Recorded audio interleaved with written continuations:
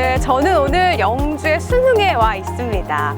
도호부가 있던 마을이었다고 하는데요. 도호부 하면 어렵게 느끼실 수도 있지만 지금의 경상북도청에 버금가는 큰 정부기관이 바로 이 마을에 있었다는 거죠. 그만큼 규모가 어마어마한 마을이었는데 조선시대 금성대군의 정축지변을 겪으면서 축소됐다고 합니다. 이 밖에도 이곳에는 우리나라 첫 번째 서원인 영주의 소수서원, 그리고 또 이 연주의 선비정신이 기리는 선비촌까지 있다고 하니까요. 지금부터 저와 함께 마을 산책 떠나보실까요?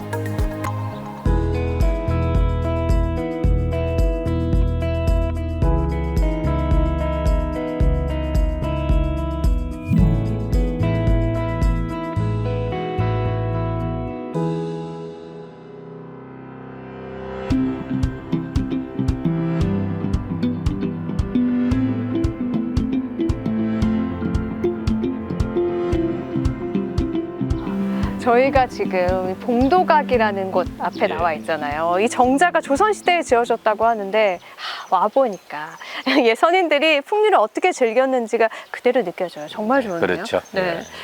이렇게 봉도각이 있는 순흥은 하계사님 어떤 마을인가요? 예, 그 순흥은 고려시대 때 충렬한 춘수강, 충모강에 태를 묻었다고 해서 이제 순흥이라는 지명이 태어나게 되고요. 남에 순흥이 있고 북에 개성이 있다는 말이 있어요. 이 순흥이 개성에 버금갈 정도로 그 문화와 학문 이런 모든 분야에서 발달되고 활발했다는 것을 의미하는 거거든요. 우리가 잘 아는 우리나라 최초의 사회서원이자 세계문화유산에 등재되어 있는 소수서원이 바로 이곳에 있고, 또 부석사라는 절이 이쪽에 있는, 그렇게는 학문, 문화, 교육, 행정에 이 지역의 중심지로서 역할을 했던 곳이 바로 순흥입니다. 경북뿐만 아니라 우리나라에 있어서 굉장히 중요한 역할을 했던 곳이잖아요. 예. 그만큼 다양한 이야기도 있고 또 역사적 아픔도 있는 것 같은데요. 그러면 본격적으로 마을 산책 하계사님 떠나보실까요? 예, 그러죠.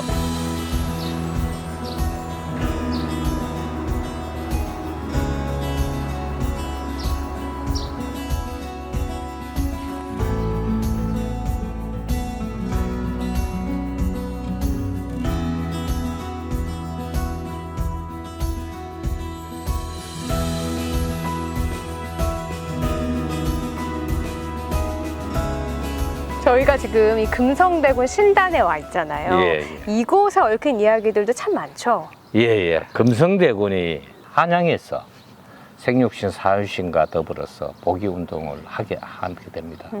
그래, 그것이 빌미가 되어서 바로 이곳 순흥으로 유배를 오게 되죠. 유배를 왔어도 이 금성대군은 그것을 포기를 못하고 다시 이곳 부사, 이 보험과 이 지역 사림과 합동을 해서 단종 복위 의거를 기획합니다. 그런데 사전에 노비의 고발로 해서 물거품이 되고 이곳 순흥도 부도 폐지되고 정축년에 이쪽에 많은 사람들이 죽게 됩니다. 그래서 그것을 정축지변이라고도 얘기를 하는데요. 그렇게 해서 200년 뒤에 다시 순흥부가 복원이 됩니다. 네. 다시 거기에서 또 몇십 년이 흘러서 이 금성대군의 신단을 만들게 되고, 영조 18년에 이런 건물들을 갖추어서 봄가을로 제사를 지낼 수 있도록 이렇게 한 곳인데, 충절과 선비정신이 깃든 금성대군을 추앙하고 사모했기 때문에 이렇게 신단을 모셔서 제사를 지냈던 것이죠. 순흥 사람들에게도 또 금성대군에게도 이곳은 참 아픔과 또 사랑이 다 공존하는 곳인 것 같아요. 예, 그렇죠. 예.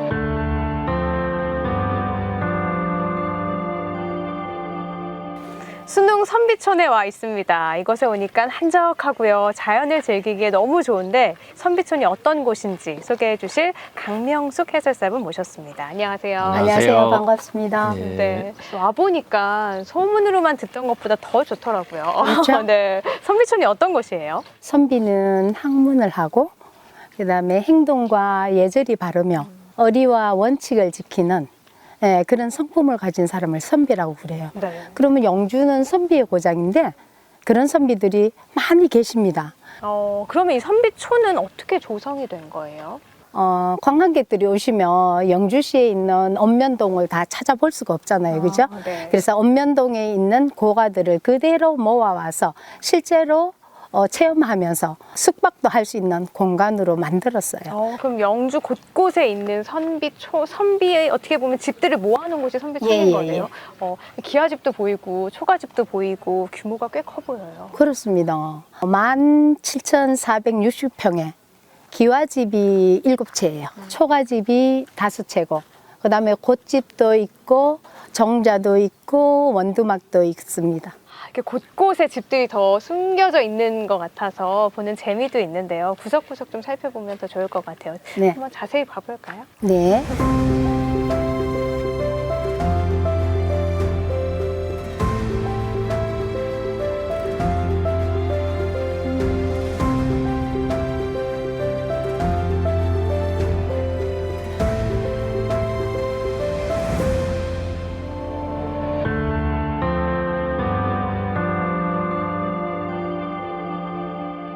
네, 여기는 소수서원인데요. 이곳은 회원 안향 선생님으로 인해서 세워진 서원인 거죠. 예, 예. 근데 원래 소수서원이 처음부터 이름이 소수서원이 아니었죠. 아니죠. 예. 그 안양 선생의 안씨가 바로 이 수능 안씨입니다. 이 여기 출신이죠.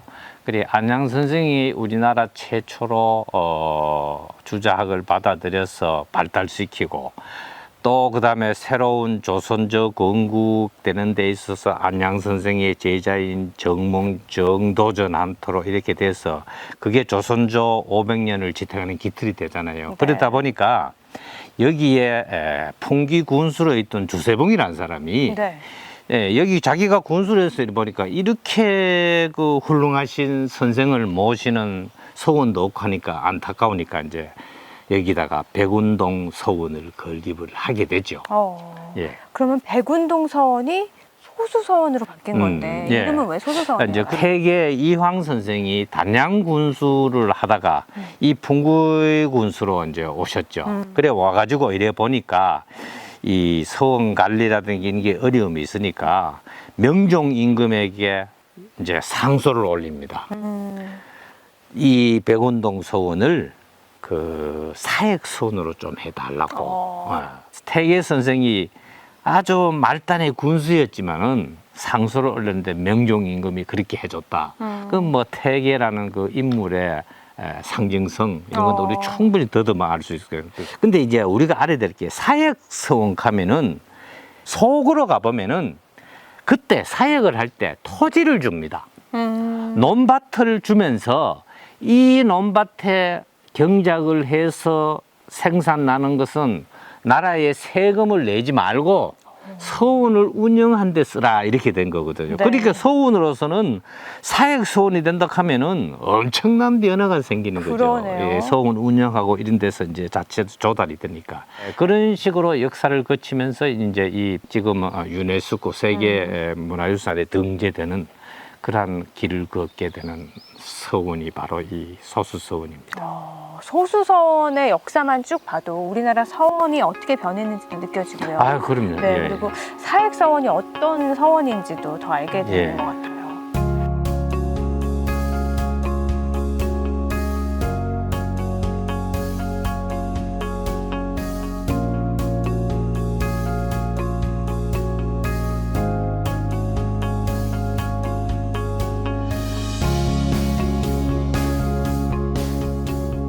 오늘 이 따사로운 햇빛을 가르면서 수능 지역을 둘러봤는데 네. 소감이 어떠세요?